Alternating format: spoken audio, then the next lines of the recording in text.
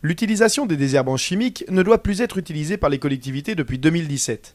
Afin d'accompagner ces communes dans cette transformation, l'intercommunalité Sud-Vendée Littoral les engage en co-signant la charte zéro pesticide. L'environnement, c'est l'affaire de tous et c'est l'affaire de maintenant, de demain. Voilà, c'est quelque chose que nous devons avoir intégré complètement dans nos fonctionnements. 30 communes représentées sur les 44 de notre territoire, donc 30 communes qui ont signé à l'instant la charte, mais les autres sont partie prenante. Donc ça veut dire que c'est un enjeu pour la collectivité, c'est un enjeu pour l'environnement et les communes y adhèrent. Les communes ont compris que nous devons être exemplaires, nous devons montrer à nos concitoyens que nous avons une véritable préoccupation sur l'avenir de notre territoire tout simplement.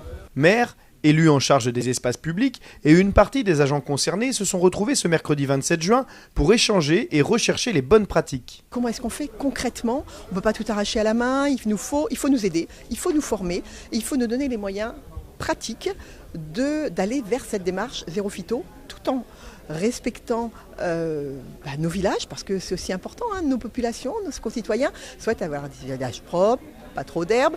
Voilà, donc il faut trouver un juste milieu, il faut se donner les moyens, tant en formation qu'en opérationnel, d'aller dans cette démarche-là.